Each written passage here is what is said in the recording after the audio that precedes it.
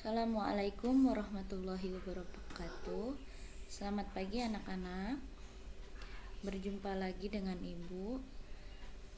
Sekarang kita akan melakukan PJJ atau pembelajaran jarak jauh karena berdasarkan protokol kesehatan.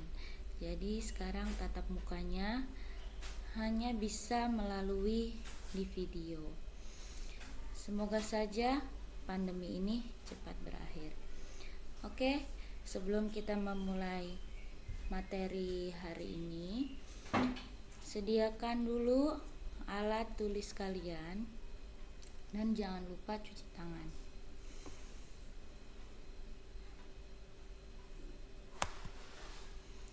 Sekarang kita akan membahas tentang teks deskripsi. Ada yang tahu sebelumnya apa itu teks deskripsi?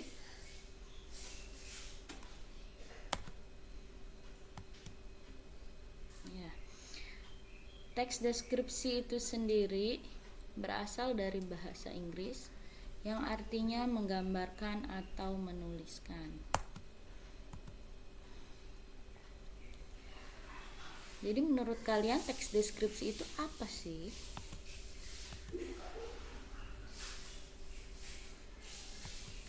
Ya, coba tuh dari gambar tadi apa?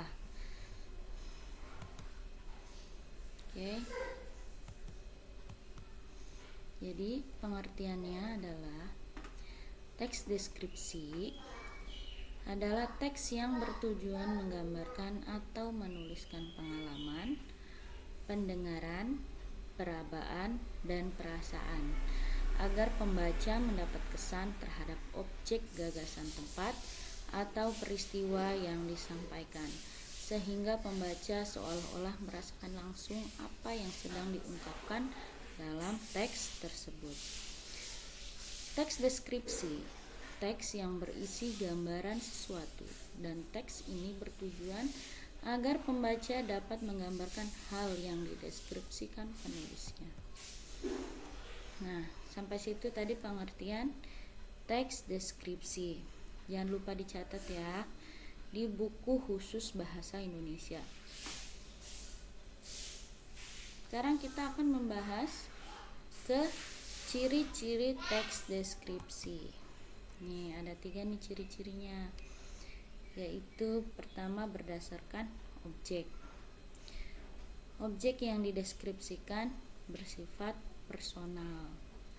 Contohnya, ibuku kesayanganku. Kemudian berdasarkan tujuannya, menggambarkan objek dengan cara merinci objek secara subjektif atau menuliskan kondisi objek dari sudut pandang penulis. Yang ketiga, isi. Isi teks deskripsi menggambarkan secara konkret, secara nyata. Misalnya nih, contohnya ibu yang baik, wisata yang indah, seperti itu.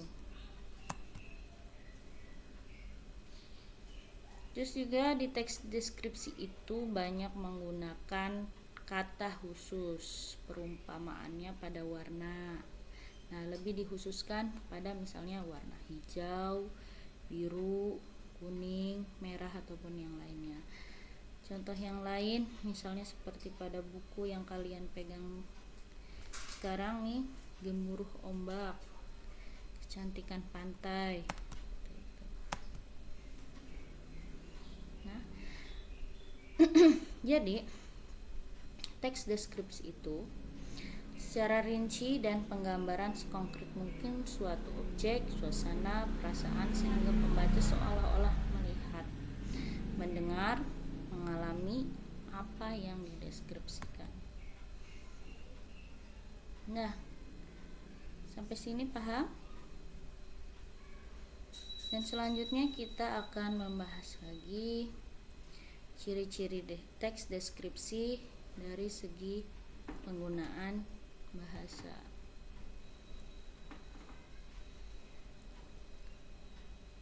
Jadi dari segi penggunaan bahasa itu, yang pertama menggunakan kata khusus untuk mengkonkretkan.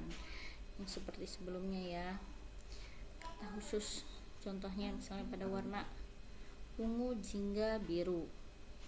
Kemudian menggunakan kalimat rincian untuk mengkonkretkan. Contohnya terumbu karang berwarna-warni, ada terumbu karang merah, kuning, hijau, dan biru. Yang ketiga, menggunakan bersinonim dengan emosi kuat. Contohnya misalnya ada kata indah ya, tapi sinonim sendiri kalian tahu nggak itu apa? Ya, sinonim adalah persamaan kata. Misalnya di sini katanya kita ambil dari kata indah. Sinonimnya bisa elok, permai, molek, mengagumkan, memukau, atau menakjubkan. Kemudian menggunakan majas untuk melukiskan secara konkret. Majas itu seperti kata kiasan ya. Contohnya, angin pantai dengan lembut mengelus wajahku. Kemudian ada teks deskripsi memunculkan kata ganti orang. Contohnya, kelinciku, adikku. Kemudian yang terakhir, menggunakan bahasa yang menggambarkan dengan rinci, yaitu sehingga pembaca mendapat serapan panca indera seolah-olah melihat, mendengar, merasakan apa yang dideskripsikan. Nah, sampai sini dulu materi untuk sekarang. Dan ini Ibu ada tugas untuk kalian. Yang pertama adalah buatlah teks deskripsi tentang tempat liburan yang pernah kalian kunjungi. Pasti dong pernah kalian liburan ke mana gitu ya. Dan jelaskan dengan bahasa Indonesia yang baik dan benar. Kemudian yang kedua, analisislah hal-hal berikut ini dari teks deskripsi yang kalian buat. Pertama, ciri objek yang dideskripsikan. Yang kedua, berdasarkan tujuan menciptakan teks deskripsi itu. Dan yang ketiga, ciri isi teks deskripsi. Oke, sampai sini dulu di pelajaran Ibu. Selamat mengerjakan tugas dan jangan lupa